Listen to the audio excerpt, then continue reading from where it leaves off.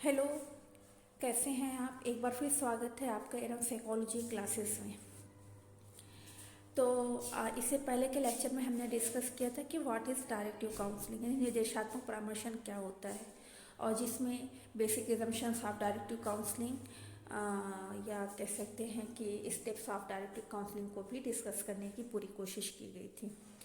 तो आज का हमारा जो टॉपिक है वो है काउंसलिंग के second type non directive counselling के बारे में। तो सबसे पहले हम आते हैं कि नॉन डायरेक्टिव काउंसलिंग होती है, यानी अनिर्देशात्मक परामर्शन से आप क्या समझते हैं। तो पहले ये बताते चलूँ कि नॉन डायरेक्टिव काउंसलिंग के जो चीफ एक्सपोनेंट हैं, जो इसके मुख्य प्रतिपादक हैं, वो कॉर्ली रॉजर्स है।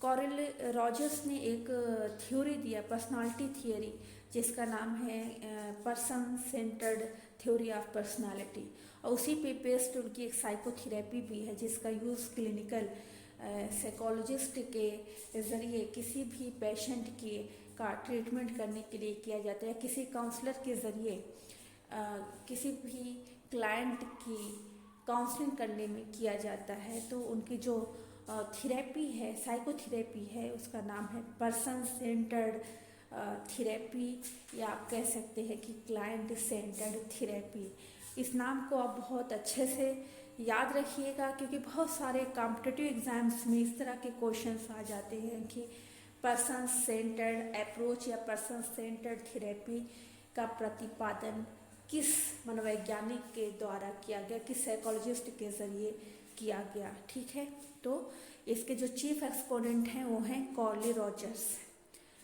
अब हम आते हैं इसकी जो बेसिक कैरेक्टरिस्टिक्स या इसकी जो बेसिक एजम्पशंस हैं उसकी तरफ। तो पहली चीज़ आप याद रखिएगा कि जो नॉन डायरेक्टिव काउंसलिंग है, ये एक क्लाइंट सेंटर्ड अप्रोच को फॉलो करता है। एक परमिसिव काउंसलिंग है, जिसमें कहीं ना कहीं आप देखेंगे कि जो क्लाइंट हैं, क्लाइंट को पूरी फ्रीडम दी जाती है कि वो खुलकर अपने फीलिंग्स, अपने थॉट्स, अपने इमोशन को एक्सप्रेस करे। यानी इसमें इस बात पे बल दिया जाता है कि क्लाइंट खुलकर अपने विचारों की, अपनी भावनाओं की या अपने संवेगों की अभिव्यक्ति करे। दूसरी चीज़ ये है कि दूसरा जो पॉइंट है ये है कि इसमें क्लाइंट सेंटर्ड रिलेशनशिप को पे ज़्यादा बल दिया जाता है। यानी जो काउंसलर एंड क्लाइंट के बीच में रिलेशनशिप होता है वो क्लाइंट सेंटर्ड होता है, यानी प्रार्थी केंद्रित होता है। आप इसको यूँ कह सकते हैं कि एक काउंसलर की रिस्पॉन्सिबिलिटी होती है कि परामर्शन के लिए, यानी काउंसलिंग के लिए एक ऐसा अप्रोप्रिएट एटमॉस्फेयर क्रिएट करे जिसमें कि क्लाइंट खुलकर अपने इमोशंस, अपनी फीलिंग्स, अपने थॉट्स को एक्सप्रेस कर सके। ठीक है, इस तरह की काउंसलिंग में नेक्स्ट जो पॉइंट है, इस तरह की काउंसलिंग में जो काउंसलर होता है उसका रोल जो होता है वो पैसिव होता है, उसका रोल जो होता है सेकेंडरी होता है। इस तरह के काउंसलिंग में जो क्लाइंट है वो एक एक्टिव रोल प्ले करता है, प्राइमरी रोल प्ले करता है, यानी उसको ज़्यादा इम्पोर्टेंस दी गई है। लेकिन काउंसलर अपनी ज़रूरत के अकॉर्डिंग, जैसे कुछ क्वेश्चंस अपने क्लाइंट से कर सकता है, बीच बीच में कर सकता है, उसको जांचने के लिए, उसको खोजने के लिए, ताकि प्रॉब्लम के पीछे छुपे कारणों को जाना जा सके, उसे अच्छे तरीके से समझा जा सके, उसकी फीलिंग्स या उसके थॉट्स को जाना सके। तो जैसे रिक्वायरमेंट होती है, काउंसलर बीच बीच में उसे कुछ क्वेश्चंस भी कर सकता है और साथ ही साथ उसे कुछ डायरेक्शन भी प्रोवाइड कर सकते हैं, उसे गाइडेंस भी प्रोवाइड कर सकता है। ठीक है, अब नेक्स्ट जो इसके कैरेक्टरिस्टिक्स ये आती है तो वो ये है कि आपने देखा था कि डायरेक्टिव काउंसलिंग में कहीं ना कहीं जो क्लाइंट है उसके इंटेलेक्चुअल एस्पेक्ट पे ज़्यादा फोकस किया गया। यानी डायरेक्टिव काउंसलिंग ये मान के चलता था कि किसी भी क्लाइंट के अंदर प्रॉब्लम क्यों आती है, प्रॉब्लम इसलिए आती है क्योंकि उसके अंदर वो कैपेसिटी नहीं है कि वो अपनी प्रॉब्लम को रिजॉल्व कर सके। लेकिन नॉन डायरेक्टिव काउंसलिंग ये कहता है कि प्रत्येक व्यक्ति के अंदर कैपेसिटी है, प्रत्येक व्यक्ति के अंदर कैपेबिलिटी है, टैलेंट है, सलाहियत है। बस वक्ती तौर पर कुछ इमोशनल डिस्टरबेंसेस की वजह से क्लाइंट अपनी प्रॉब्लम को रिजॉल्व नहीं कर पाता। यानी यहाँ पे इंटेलेक्चुअल एस्पेक्ट पे फोकस ना करके इस बात पे फोकस किया गया कि प्रत्येक व्यक्ति के अंदर एबिलिटी मौजूद होती है, कैपेबिलिटी मौजूद होती है, लेकिन वक्ती तौर पर वो अपने आप को समझ नहीं पाता, और ना समझने की वजह से यानी कुछ इमोशनल डिस्टरबेंसेस की वजह से उसकी लाइफ में प्रॉब्लम आ जाती है। तो यहाँ पे उस क्लाइंट की काउंसलिंग इस तरह से की जाए ताकि वो अपनी प्रॉब्लम के पीछे छुपे कारणों को आइडेंटिफाई कर सके, उसको डिफाइन कर सके, और दोनों मिलकर, काउंसलर एंड क्लाइंट दोनों मिलकर उस प्रॉब्लम के पीछे छुपे कारणों को जानने की कोशिश करते हैं। यानी यहाँ पे इमोशनल स्टेबिलिटी की बात की जाती है, उसकी इमोशनल डेवलपमेंट की बात की जाती है, ना कि इंटेलेक्चुअल डेवलपमेंट की बात की जाती है। ठीक है।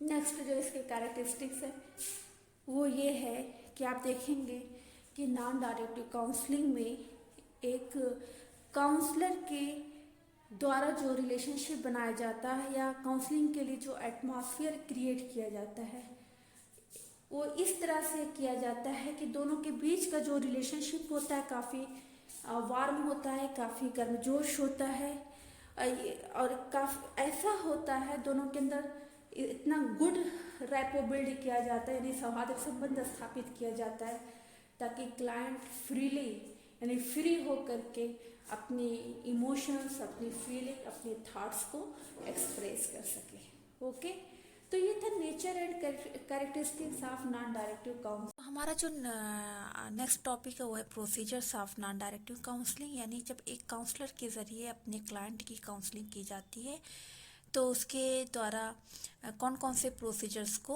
फॉलो किया जाता है। तो नॉन डायरेक्टिव काउंसलिंग के जो प्रोसीजर्स हैं यहाँ पे हम डिस्कस करने की कोशिश करेंगे। तो फर्स्ट जो प्रोसीजर है वो है ओपनिंग द सेशन, यानी सत्र का प्रारंभ। इसे इनिशियल फेज़ भी कह सकते हैं। इनिशियल फेज़ में ही आपको मालूम होना चाहिए कि एक काउंसलर के ज़रिए अपने क्लाइंट की फॉर्मल ग्रीटिंग या सिटिंग की जाती है, ना उसका अभिवादन करता है, उसे आरामपूर्वक तरीके से अपने काउंसलर सेटअप पे बैठाता है, और फॉर्मल जो इंट्रोडक्शन होता है यानी आपस में जो एक नॉर्मल तरीके से फॉर्मल बातचीत होती है वो एक काउंसलर एंड क्लाइंट दोनों एक दूसरे से करते हैं। ये सब इनिशियल फेज़ में होता है जब सेशन को स्टार्ट किया जाता है। और इसी फेज़ में ही आप देखते हैं कि जो काउंसलिंग के कुछ टर्म्स एंड कंडीशंस होते हैं, यानी उसके अकॉर्डिंग काउंसलर एग्रीमेंट पेपर पर सिग्नेचर करवाता है, और फिर दोनों एक दूसरे के साथ मिल करके प्रॉब्लम को रिजॉल्व करने की तैयारी शुरू कर देते हैं। ओपनिंग द सेशन, यानी जब सत्र का प्रारंभ हो जाता है, जब सेशन स्टार्ट कर दिया जाता है, तो नेक्स्ट जो स्टेप आता है वो है टू इस्टेब्लिश गुड रेपो, यानी काउंसलर एंड क्लाइंट के बीच में एक बेहतर सौहार्दपूर्ण संबंध स्थापित करना। किस लिए? इसलिए ताकि क्लाइंट खुलकर अपने थॉट्स, अपनी फीलिंग्स, अपनी इमोशंस को या अपने एक्सपीरियंसेस को क्लाइंट के सामने डिस्कस कर सके या एक्सप्रेस कर सके। ठीक।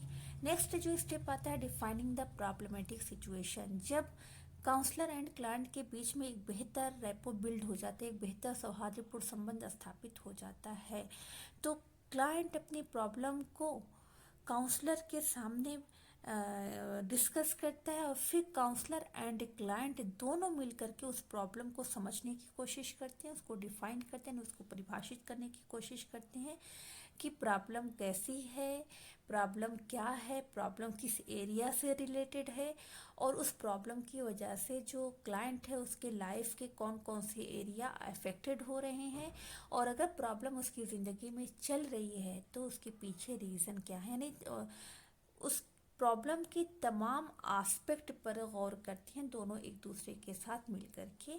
कहाँ पे करते हैं? काउंसलिंग सेशन के दौरान करते हैं। ठीक है। यानी ये थर्ड स्टेप होता है कि प्रॉब्लम को डिफाइन करना, उसे आइडेंटिफाई करना, और फिर उसके बाद नेक्स्ट जो स्टेप आता है फिर एक्सप्रेशन ऑफ फीलिंग। इस स्टेप में, इस प्रोसीजर में एक क्लाइंट अपने थॉट्स, अपने एक्सपीरियंसेस, अपनी फीलिंग्स, अपनी इमोशंस को खुल करके काउंसलर के सामने एक्सप्रेस करता है। ताकि काउंसलर उन एक्सप्रेशंस की बेसिस पे, यानी उन फीलिंग्स, थॉट्स एंड इमोशंस की बेसिस पे जो क्लाइंट है, क्लाइंट की प्रॉब्लम को डायग्नोसिस कर सके, यानी उसके पीछे छुपे कारणों को जान सके कि जो प्रॉब्लम उसकी लाइफ में चल रही है उसके पीछे रीज़न क्या है, उसके पीछे कारण क्या। नहीं, कॉजेज ऑफ प्रॉब्लम को जानने के लिए क्लाइंट की फीलिंग्स, उसकी इमोशंस, उसके थॉट्स या एक्सपीरियंसेस को जानना बहुत ज़रूरी है। यही वजह है कि आप देखते हैं कि नॉन डायरेक्टिव काउंसलिंग में इस बात पे बहुत ज़्यादा फोकस किया जाता है कि क्लाइंट खुलकर अपने थॉट्स, अपनी फीलिंग, अपनी इमोशंस को एक्सप्रेस करे। ठीक है। जब एक काउंसलिंग के ज़रिए अपने थॉट्स को, अपनी फीलिंग को एक्सप्रेस कर लिया जाता है तो फिर काउंसलर क्या करता है, काउंसलर की रिस्पॉन्सिबिलिटी होती है कि उसके द्वारा एक्सप्रेस किए गए फीलिंग्स को या थॉट्स को की दो अलग अलग कैटेगरी पर, यानी उसका कैटेगराइजेशन दो अलग अलग तरीके से करे। यानी पॉजिटिव इमोशंस को, पॉजिटिव फीलिंग्स को या पॉजिटिव थॉट्स की एक कैटेगरी अलग बनाए, और नेगेटिव जितनी भी उसके अंदर, यानी उसकी पर्सनालिटी में नेगेटिविटी है उसकी एक अलग से लिस्ट तैयार करे, ताकि उसके बेसिस पे उसकी प्रॉब्लम को रिजॉल्व किया जा सके। यानी अगर उसके अंदर कुछ पॉजिटिविटी है तो उससे उसकी पर्सनालिटी में एक पॉजिटिविटी डेवलप होगी, डेवलप करने की और कोशिश की जाएगी। और अगर उसके अंदर नेगेटिविटी है तो उस नेगेटिविटी कोई जगह पे दूसरी अदर पॉजिटिव एस्पेक्ट को या पॉजिटिव ट्रेड्स को डेवलप करने की कोशिश की जाएगी। यानी एक तरह से कोशिश किया जाएगा कि नेगेटिविटी की जगह पे पॉजिटिविटी डेवलप करके उसकी पर्सनालिटी का ओवरऑल डेवलपमेंट किया जा सके। तो नेक्स्ट जो स्टेप आता है डेवलपमेंट ऑफ इंसाइट।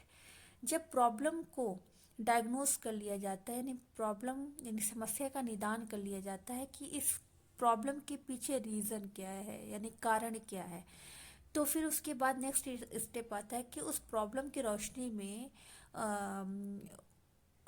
एक काउंसलर की रिस्पॉन्सिबिलिटी होती है कि काउंसलिंग के अंदर एक इंसाइट, यानी सूझ को डेवलप करें, इंसाइट डेवलप करें, उसके अंदर उसके अंडरस्टैंडिंग लेवल को बेहतर से बेहतर बनाने की कोशिश करें कि आपके लाइफ में जो प्रॉब्लम चल रही है उसके पीछे रीज़न ये है, और इस प्रॉब्लम को इन इन तरीक़ों से, इन इन स्ट्रेटजीज़ के ज़रिए, इन इन टेक्निक्स के ज़रिए दूर किया जा सके। यानी उसके अंदर इंसाइट डेवलप करना कि किस तरह से आपको ऐसी सिचुएशन में डिसीज़न लेना है, आपको अपने अंदर सेल्फ कॉन्फिडेंस पैदा करना, आपको खुद को किस तरह से एक्सेप्ट करना है। यानी आपके अंदर ये सेल्फ एक्सेप्टेंस कैपेसिटी होनी चाहिए। यानी खुद पे किस तरह से खुद को रियलाइज़ करना है कि मैं क्या हूँ, मेरे अंदर पोटेंशियल्स क्या है, ताकि इन फ्यूचर अगर कभी भी कोई ज़रूरत आपको पेश आती है, आपकी ज़िंदगी में कोई प्रॉब्लम आती है, तो आप इन कैपेसिटीज़ का या इन कैपेबिलिटीज़ का यूज़ जो आपके अंदर मौजूद है लेकिन आप उसको नहीं जान पाते, यूज़ अपनी लाइफ में कर सकें, और इस तरह की कोई प्रॉब्लम आपकी लाइफ में पैदा ही ना। यानी उसके अंदर इंसाइट डेवलप करना, इसके लिए बहुत सारी स्ट्रेटजीज़ अपनाई जाती हैं। कुछ बिहेवियरल कह सकते हैं कि असाइनमेंट भी दिए जाते हैं, होम असाइनमेंट कराए जाते हैं या बिहेवियरल असाइनमेंट कराए जाते हैं काउंसलर के ज़रिए क्लाइंट के साथ, ताकि उसके अंदर एक सोच या समझ डेवलप हो सके। कुछ इस तरह की, यानी उसकी प्रॉब्लम से रिलेटेड कोई वीडियो क्लिप भी दिखाई जा सकती है, कोई एग्जाम्पल्स भी दिया जा सकता है,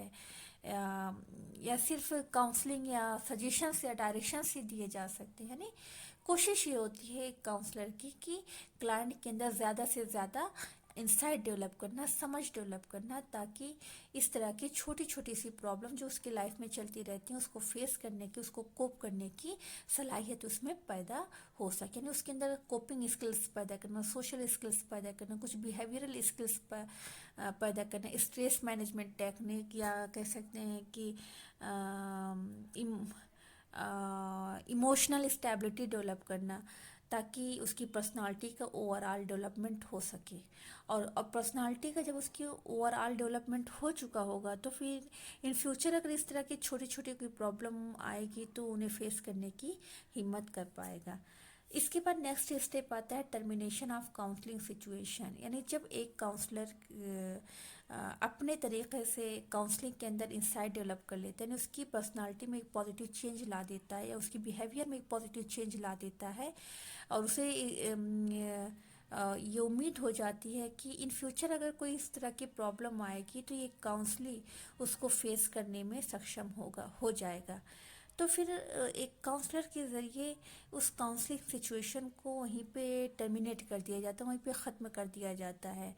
लेकिन टर्मिनेशन के बाद तुरंत ही काउंसलर एंड क्लाइंट के बीच का जो रिलेशनशिप है वो ख़त्म नहीं होता, बल्कि ये कुछ दिनों तक या कुछ महीनों तक चलता रहता है, जिसे हम कहते हैं फॉलो अप। यानी टर्मिनेशन के बाद भी नेक्स्ट डे जो फेज़ आता है उसको हम कहते हैं फॉलो अप, यानी अनुवर्ती चरण, या जिसको हम कहते हैं अनुवर्तन।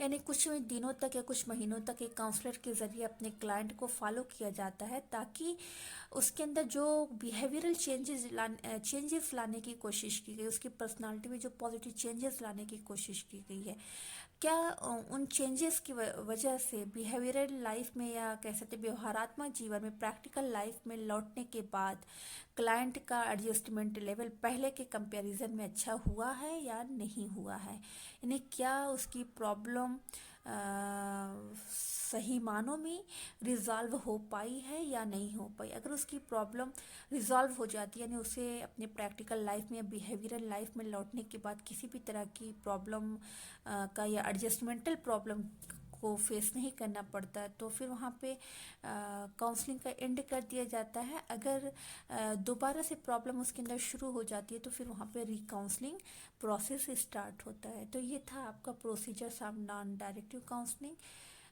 उम्मीद करते हैं कि आपको हमारा ये लेक्चर काफ़ी पसंद आएगा। आप अपनी राय, अपने सजेशन कमेंट बॉक्स में ज़रूर दिया करें, और साथ ही साथ वीडियो को लाइक शेयर करना ना भूलें। और अगर चैनल को आपने सब्सक्राइब नहीं किया तो जाते जाते सब्सक्राइब भी कर लीजिएगा। Thank you for watching my video.